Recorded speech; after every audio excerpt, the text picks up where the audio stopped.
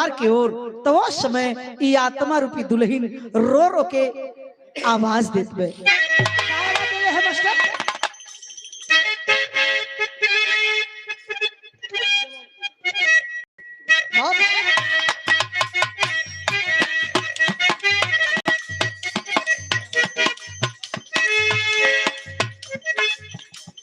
कहले जाला हो पिया, कहले जाला हो पिया, कहले जाला हो पिया।